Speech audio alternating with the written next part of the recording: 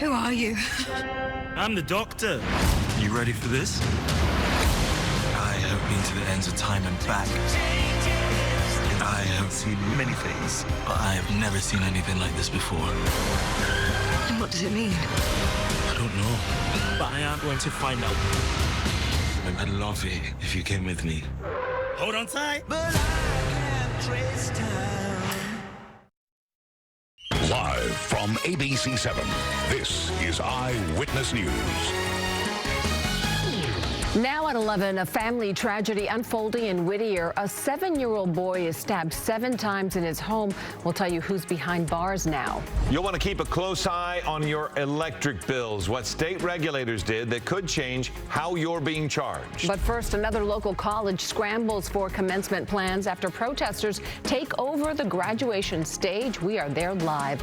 Good morning. This is Eyewitness News at 11 a.m. live on ABC 7, Hulu, and wherever you stream. I'm Giovanna Latta. And I'm Philip Palmer. Pro-Palestinian protests continue to sweep the nation. At Pomona College, a large protest encampment is impacting today's planned graduation ceremony. Protesters dismantled part of the commencement stage. Eyewitness News reporter Rob McMillan is live in Claremont with the details.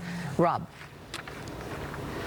Well, to be honest, it's pretty quiet right now on the campus of Pomona College, although we've been watching over the past several days as this encampment has been slowly growing.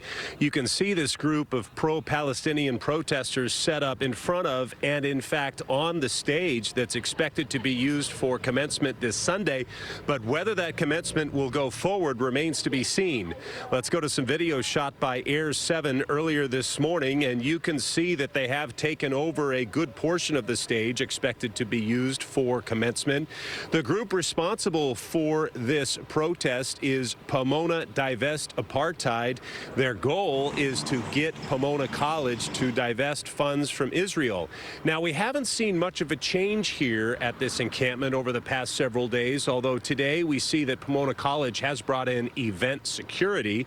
One of the protesters told me that yesterday he saw the fire marshal walking around the encampment. They assume that they might be given misdemeanor citations to leave the area, but whether Pomona College will move in by force to remove all of them or whether they'll have commencement at a different location, we just don't know right now. I did ask one of the protesters about the effect this will have on graduating seniors, many of whom also lost their high school commencements because of COVID. We are finding ways to still allow students to celebrate their accomplishments while not permitting business as usual. Because one thing to also keep in mind is while our schools are winding down, while we have students here in the U.S. who are planning to graduate, there are no universities in Gaza. There is a very intentional strategic scholasticide, and as our universities celebrate, we should also be extremely critical of their involvement that has led to the decimation of entire educational infrastructure in Palestine. And the protesters telling me that they're actually planning an alternative graduation ceremony here at Pomona College. They're calling it Alternagrad. One of the goals to build anti-capitalist, anti-imperialist, abolitionist politic in community. As far as what's going to happen here for commencement, all Pomona College will say is that they expect to have more details later on today. Live in Claremont, Rob McMillan, ABC 7 Eyewitness News. Rob, thank you. Today, the UCLA Academic Senate will hold an emergency meeting about Chancellor Gene Block. The faculty group will consider a resolution of no confidence and a formal censure of the chancellor. They say he mishandled the pro-Palestinian demonstrations on campus, related violence, and the removal of the demonstrators' encampment. Yesterday, faculty and staff marched to the chancellor's office to deliver a petition calling for his resignation. The petition also calls for amnesty for students and staff involved in the encampment and for the university to fully disclose all of its investments. No comment yet from the chancellor. Individual school commencement ceremonies are planned today at USC following the recent protests on campus. The ceremonies follow the big Trojan family graduation celebration last night at the Coliseum. It featured fireworks, a drone show, and a performance by the Trojan Marching Band. The celebration replaced the university's traditional main graduation held at Alumni Park, and it went off without a hitch. Governor Newsom is getting ready to update his budget proposal, and the news will not be good. Earlier this year, the governor said the deficit was about $38 billion. Well, actually, it's closer to $58 billion and could be even higher because through last month, state tax collections actually dropped more than $6 billion below the estimate by the state. Just a few years ago, the governor praised the state's nearly $100 billion surplus. The California Public Utilities Commission has made a change that will impact millions of electric bills. Yesterday, the commission approved an additional $24 fee for Southern California Edison, PG&E, and San Diego Gas and Electric customers. The money will go toward network upgrades and equipment maintenance. In exchange, the price of electricity would go down. The fee is set to go into effect next year or the year after, depending on who your provider is. President Biden and the First Lady will both be attending separate fundraisers in California. Dr. Jill Biden will fly into Burbank today to speak at an event at 3 this afternoon.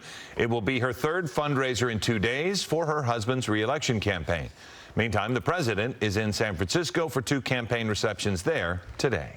All right, we are heading into the weekend. What's it going to look like? We've got big plans for Mother's Day, right, Brianna? Yeah, it's going to be getting nice and warm, too, over the weekend. So we're going to kind of warm it up now over the next few days up until Mother's Day, and then we have some more changes by next week. But it's going to be really beautiful if you like the warmer weather. It'll be a nice little gift to moms. It's already starting to warm up out there, too. It's 67 degrees over into Burbank. We didn't have a whole lot in terms of marine layer this morning, but we did have some areas of some cloud cover. That's all expected to increase next week. So enjoy whatever sunshine you can get here over the weekend. 68 degrees now in Long Beach. It's starting to become quite a bit more mild. We still have the marine layer, though, for a lot of beaches, so it's kind of hanging around. We're hoping to see some sunshine by about lunchtime, so hopefully within the next hour, but we're getting closer to upper 60s to low 70s, although getting much warmer out into Palmdale, 77 degrees without that marine layer influence. So I'll let you know about the warm-up for Mother's Day and then also how much cooler it's going to get next week. Giovanna Phillip, I'll send it back to you. Okay, Thanks. Brianna, thank you. As we continue here at 11 a.m., a woman makes a surprising find after her dogs just kept barking at the trees in her backyard. This is what she saw peering back at her when she went to investigate what happened next. And now the warning to her neighbors. We're there live at 11:30. But first, a 7-year-old boy stabbed 7 times in his home. We'll tell you what we're learning about this horrible incident for a family. And a man falls into shark-infested waters and lives to tell about it. He's bitten by not 1 but 2 sharks. His harrowing ordeal coming up. Mike Brown, Eyewitness News, weeknights. Meet the traveling trio. The thrill seeker, the soul searcher, and ahoy, it's the explorer, each helping to protect their money with Chase. Whoa, a lost card isn't keeping this thrill seeker down. Lost her card? Not the vibe. The soul searcher is finding his identity and helping to protect it. Hey. Oh yeah, the explorer. She's looking to dive deeper, all while Chase looks out for her. Because these friends have Chase. Alerts that help check, tools that help protect, one bank that puts you in control. Chase, make more of what's yours. The Los Angeles Rams, ABC 7, and United Way of Greater LA are all in to help our homeless neighbors, students, and working families break the cycles of poverty. Join me Saturday, May 11th at SoFi Stadium for Walk United LA, a family-friendly walk and run to support those facing housing and food insecurity across the region. Go to UnitedWayLA.